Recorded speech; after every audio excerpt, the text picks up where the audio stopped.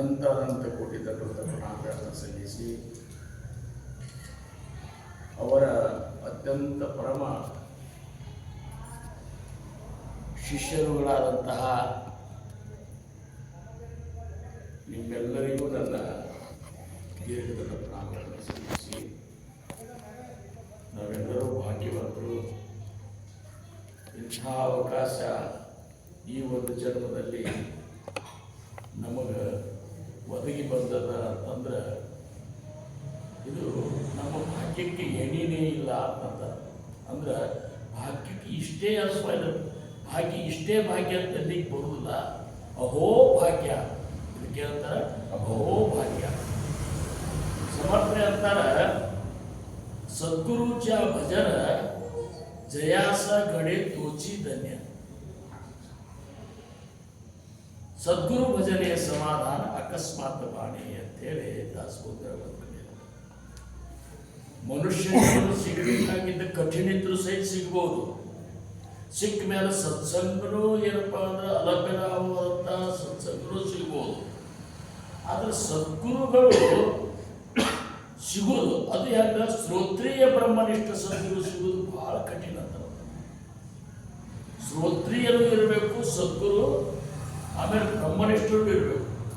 ಇಂಥ ಆತ್ಮ ಸಾಕ್ಷಾತ್ಕಾರಿ ಆತ್ಮಜ್ಞಾನಿ ಸದ್ಗುರುಗಳ ಒಂದು ದರ್ಶನ, ಸ್ಪರ್ಶನ, ಸಂಭಾಷಣ ಮತ್ತು ಅವರ ಅನುಗ್ರಹ ಅಕಸ್ಮಾತ್ ಈ ಜನ್ಮದಾಗ ಯಾರಿಗಾದರೂ ಪ್ರಾಪ್ತ ಆಗಿತ್ತಂದ್ರೆ ಅವರಂಥ ಭಾಗ್ಯವಂತರೇ. ವಾಸ್ತವಿಕವಾಗಿ ಜಗತ್ತ ಪ್ರಪಂಚದ ವ್ಯಾಮೋಹಿಗಳಾಗಲಿ, ರಜೋಗುಣ ಸಂಪನ್ನರಾಗಲಿ, ಅವರೆಲ್ಲರೂ ಒಂದು ವಿಚಾರ ಏನಿರ್ತಂದ್ರೆ ಬಹಳಷ್ಟು ನಾವು ಗಳಿಸಿದೇವಂದ್ರೆ ನಾವು ಭಾಗ್ಯವಂತರು ಅಂತ ತಿಳ್ಕೊತಾರೆ. ಜೀವನದೊಳಗೆ ಭಾಗ್ಯವಂತತನ ಅನ್ನುವಂಥದ್ದು ಗಳಿಕೆಯೊಳಗಿಲ್ಲ, ಸಂಪತ್ತಿನೊಳಗಿಲ್ಲ. ಒಂದು ಶರೀರದೊಳಗದ, ಶರೀರ ಸಂಪತ್ತಿನೊಳಗದ, ಇನ್ನೊಂದು ಸದ್ಗುರುಗಳ ಪ್ರಾಪ್ತಿ ಒಳಗೆ. ಇವು ಎರಡು ಇಷ್ಟೊಂದು ಮಹತ್ವ ಅಲ್ಲ. ಸದ್ಗುರುಗಳ ಪ್ರಾಪ್ತಿ ಇದ್ದರೂ ಸಹಿತ ಶರೀರ ಸದೃಢ ಇರಲಿಲ್ಲ ಅಂದ್ರೆ ಸದ್ಗುರುನಾಥ ಹೇಳಿದಂಥ ಸಾಧನವನ್ನು ನಾವು ಪರಿಪೂರ್ಣವಾಗಿ ಮಾಡಲಿಕ್ಕೆ ಸಾಧ್ಯ ಇಲ್ಲ.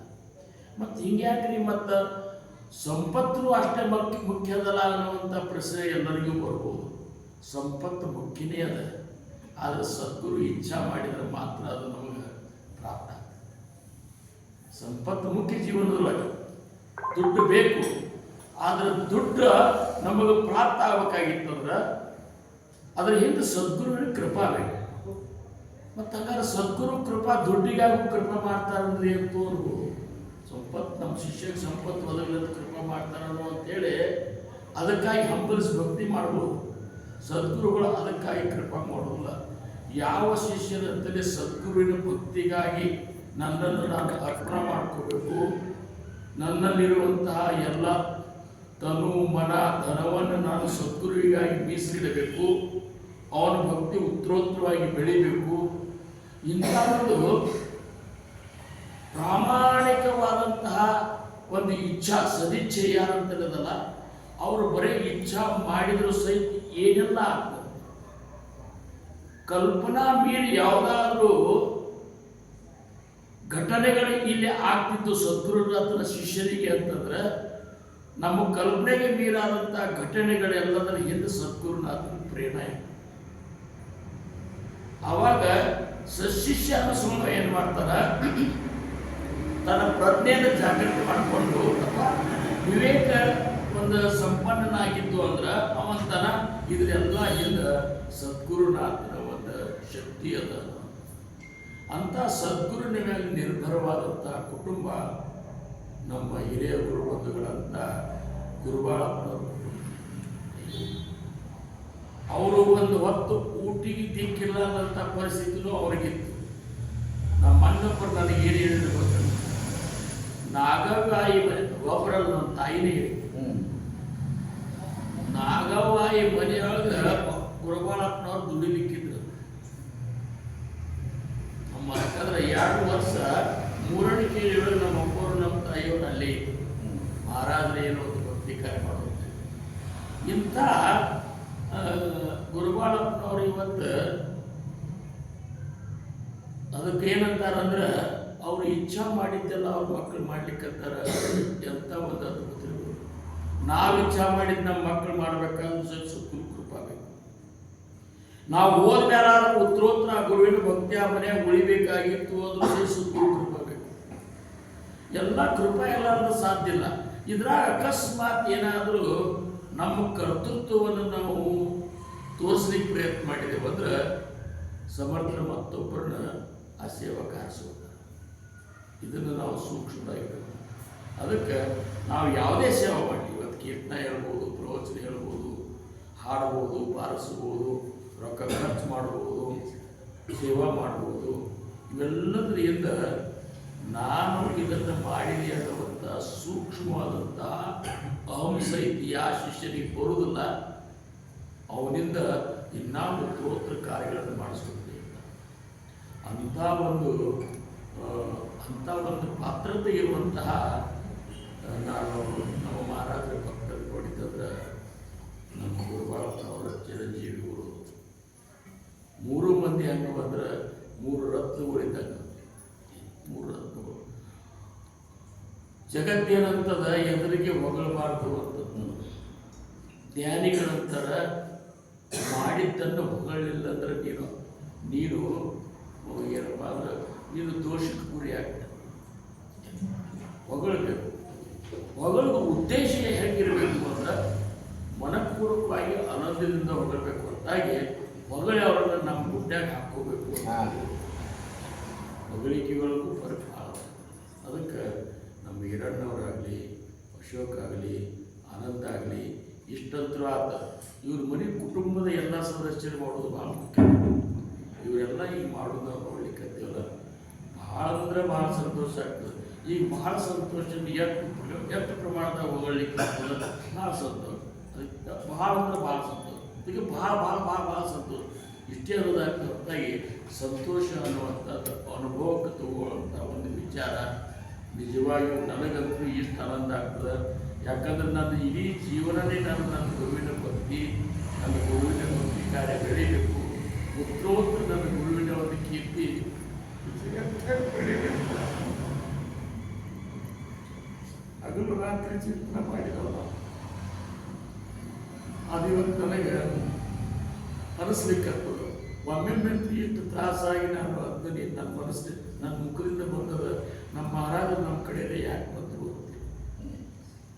ನಾವು ಏನು ಒಂದು ಶಿಷ್ಯತ್ವದೊಳಗೆ ಏನು ಕವಿಪಣ ಅಹಂಕಾರ ಸೇರಿಸ್ಕೊಂಡು ಕೂತೆವು. ಅಹಂಕರ್ತೃತ್ವ ತ್ಯಾತೃತ್ವ ತಿಳಿದು ನನ್ನದು, ನನ್ನಿಂದ ನಡೀತಿರೋದು, ನಾ ಏನಾಗಿ ಆತರದು, ಇವೆಲ್ಲ ಕಲ್ಪನೆಗಳು ಪರಮಾರ್ಥಕ್ಕೆ ಇಷ್ಟೊಂದು ಅಡ್ಡವಾದ್ರೆ ಅವನ ಪರಮಾರ್ಥದಾಗ ಅವನ ಮೂಲ ಸ್ಥಿತಿಗೆ ಒಯ್ದು ಮುಟ್ಟಲಿಕ್ಕೆ ಕಲ್ಪಾರ್ಥದಲ್ಲೂ ಸಹಿತ ಅಡ್ಡ ಗೋಡೆಯಾಗಿ ನಿಂತಿರ್ತಾವೆ. ಅದಕ್ಕೆ ನಾವು ಯಾರೂ ಏನೂ ಮಾಡ್ಲಿಕ್ಕೆ ಸಾಧ್ಯ ಇಲ್ಲ. ಯಾರು ಮಾಡ್ಯಾರಲ್ಲ ಅವ್ರ ಮನ ತುಂಬ ಹೊಗಳೋಣ. ನಾವು ಹೊಗಳೋದ್ರಿಂದ ಸದ್ಗುರುನಾಥಗ ಅಂತಃಕರಣಕ್ಕೆ ಆನಂದ ಆಗ್ತದೆ. ತನ್ನ ಭಕ್ತರಲ್ಲಿ ಯಾರು ಹೊಗಳ್ತಾರ, ಯಾರು ಕೊಂಡಾಡ್ತಾರ, ಯಾರು ಸ್ತುತಿ ಮಾಡ್ತಾರ, ಅದರಿಂದ ಭಗವಂತ ಸಂತುಷ್ಟ ಆಗ್ತಾನವಂತಾನ. ನಾನು ಸ್ತುತಿ ಮಾಡೋದು ನನಗೆ ಅವಶ್ಯಕತೆ ಇಲ್ಲ. ನನ್ನ ಭಕ್ತರನ್ನ ಮಾಡಿದಂಥದ್ದು ಏನದಲ್ಲ ಆ ಕಾರ್ಯವನ್ನು ಇದು ನಮ್ಮ ಮಹಾರಾಜರಿಂದ ನಾವು ಕಲ್ಕೊಂಡದ್ದು. ಇದು ಏನು ನಮ್ಮ ಮಹಾರಾಜ ಹಂಗ ಸಾಕ್ಷಾತ್ ಪರಬ್ರಹ್ಮ ಸ್ವರೂಪಿಗಳು. ನಾವು ಸಣ್ಣವರಿದ್ದಾಗ ನಾ ಬರೀ ಒಂದು ದಬಡಿ ಬಾರಿಸಿದ್ರೆ ನಮ್ಮ ಮಹಾರಾಜ ಇಡೀ ಸಂತ ಮಂಡಳಿ ಮುಂದೆ ಹೇಳ್ತಿತ್ತು, ರಮ ನಮ್ಮ ಶಂಕರು ಏನು ದಂಡಿ ದಬಡಿ ಬಾರಿಸ್ತಾರಪ್ಪ ಅಂತ ಸಪ್ತದ ಕೊಟ್ಟಿಂದ್ರೆ ಸರ್, ನಮ್ಮ ಶಂಕರಿಗೆ ಏನಪ್ಪ, ನಮ್ಮ ಶಂಕರು ಬಾ ಜಬರ್ದಸ್ತ್. ಎಷ್ಟು ಮಂದಿ ಒಂದು ಪೇಂಟಿಂಗ್ ಮಾಡಿದ್ದು ನಾನು 3 ಫೋಟೋ ನಮ್ಮ ಮನೆಯೊಳಗೆ ಗಣಪತಿ ಮಾಡಿಗೆ ರಾಮದಾಸ್ ಮಹಾರಾಜರು, ರಾಮಚಂದ್ರ ಮಹಾರಾಜರು, ರಾಘವೇಂದ್ರ 3 ಫೋಟೋ ನನಗೆ ಬಂದಾಗ 8ನೇ ತಿಂದಾಗ ತೆಗೆದಿದ್ದೆ. ಮಹಾರಾಜರು ಕುಕ್ಕಡ್ಡಿ ಬಂದ ಕೂಡ ಮೊದಲಿಗೆ ನಮ್ಮ ಮನೆಗೆ ಬರ್ತಿದ್ರು. ಅಗಸಾಗೆ ನಮ್ಮ ಮನೆ ಬಂದು ಕೈಕಾಲು ತಕ್ಕೊಂಡು ಚಹಾ ಕುಡಿದು ಮುಂದೆ ಮಠಕ್ಕೆ ಹೋಗ್ತಿದ್ರು.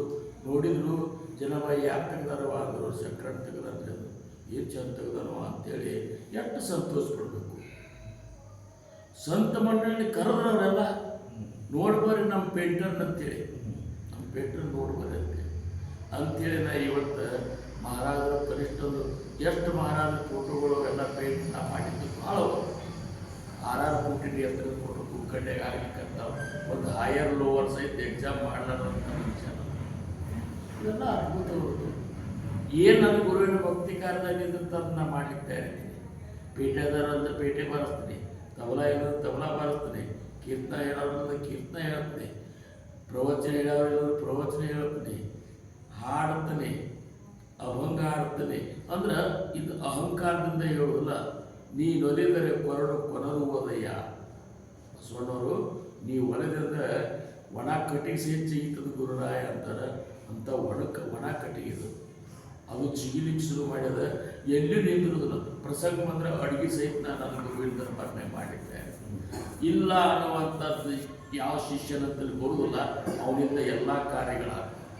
ಅದಕ್ಕೆ ನಾವು ನೀವುಗಳೇ ಯಾಕಂದ್ರೆ ಸದ್ಗುರುನಾಥರ ಕಾರ್ಯದೊಳಗೆ ಇದು ನನ್ನಿಂದ ಆಗುವುದಿಲ್ಲ ಅಂತೇಳಿ ಯಾರೂ ಇಲ್ಲಿಗೆ ಹೋಗಬೇಡ. ನಾವು ಮಾಡ್ತಾನೆ ಅಲ್ಲ.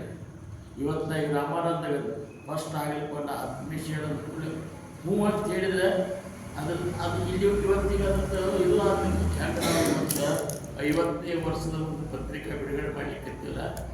ಇವತ್ತು ಅವನ ಒಂದು ಈ ಒಂದು ಏನಪ್ಪ ಅಂದ್ರೆ ಸೇವಾದ ಇವತ್ತು ಬಿಡುಗಡೆ ಇವತ್ತು ಏನಂತಲ್ಲ ನೀವು ಹಂಗೆ ಮಹೇಶ್ ಅವ್ರಿಗೆ ಇದೆ ಅಂತಿದ್ದೆ. ಮಹೇಶ್ ಅವರು ಅವಾಗ ನಿಮ್ಮ ಮನೆಯಾಗ ಹೋಗಿ ಎಬ್ಬಿಸಿದ್ದಾರೆ. ಹೌದಲ್ಲ, ಆವಾಗ ಹಂಚ್ಕೊಂತ ತಯಾರಾಗಿದ್ರು. ಅವರು ಇಲ್ಲ ಅಂತಿದ್ದೀರಿ ಹೇಳಿದ್ರು. ಇವತ್ತೆಷ್ಟು ಚಂದ ಅಂತ ಹೇಳಿದ್ರು. ಅಶೋಕನೇ ಮಾಡಿ ಅವು ಎಂದೂ ಹೂ ಅನ್ನಲಿಲ್ಲ. ಇದು ಎಂದೂ ಇಲ್ಲಲಿಲ್ಲ, ಎಲ್ಲರಿಗೂ ಮಾಡಿದ.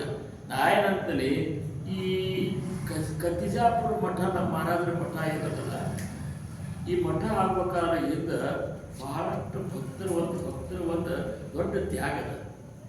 ನಮ್ಮ ಈ ಮಠದ ಜಾಗದ ಇದ್ರಲ್ಲಿ ಯಾರು ರಾಘುಮೂರ್ತಿ ಚಹಾ ಇಟ್ಟು ಜಾಗ ಇದೆ. ಹೌದಲ್ಲ, ಚಹಾದ ಅಂಗಡಿ ಅದು ತೆಗೆದ ಆಮೇಲೆ ನಮ್ಮ ಅರ್ಕೇಡಿ ಮಾಸ್ತರು ಅವರು ಸಹಿತ ನಿಂತು ಮಾಡಿದ್ರು.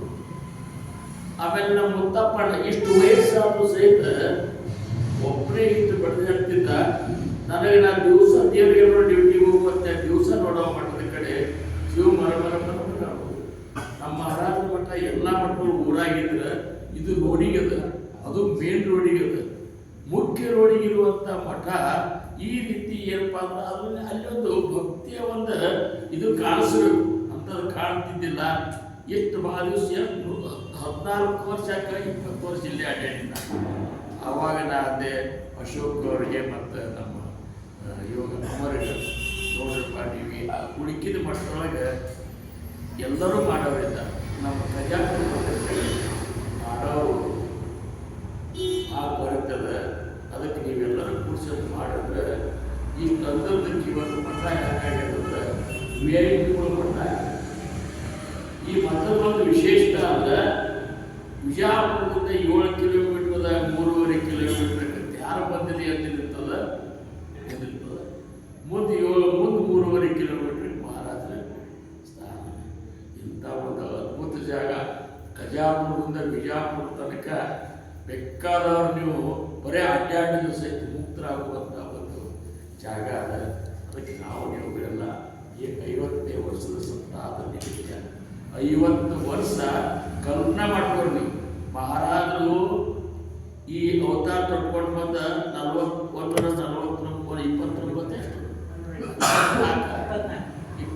ವರ್ಷ ಅದು. ಇದು ಮಹಾರಾಜರ ನಮ್ಮಿಂದ ಸಗುಣದಿಂದ ನಿರ್ಗುಣಕ್ಕೆ ಹೋಗಿ 50 ವರ್ಷ. 50 ವರ್ಷದೊಳಗೆ ಮಹಾರಾಜರು 50 ವರ್ಷದ ಹಿಂದೆ ಹೋಗಿಲ್ಲ. 50 ವರ್ಷದಿಂದ ಸಗುಣದಿಂದ ನಿರ್ಗುಣದಾಗಿದ್ದಾರೆ. ಸಗುಣದಾಗ ಸಮರ್ಥ ಒಬ್ಬರೇ ಇದ್ರು, ನಿರ್ಗುಣದೊಳಗೆ ಎಲ್ಲರೂ ಹೃದಯದೊಳಗೂ ಸಮರ್ಥ, ಎಲ್ಲರೊಳಗೂ ನಿಂತು ನೋಡ್ಲಿಕ್ಕೆ. ಅದನ್ನ ನಾವು ತಿಳ್ಕೊಂಡು ಎಲ್ಲರೊಳಗೂ ಸಮರ್ಪಿಸಿದ್ದಾರಂತ ಎಲ್ಲರಿಗೂ ಅತ್ಯಂತ ಏನಪ್ಪ ಅಂದ್ರೆ ನಿಷ್ಕಲ್ಮಶ ಹೃದಯದಿಂದ ಪ್ರೇಮ ಮಾಡೋದು.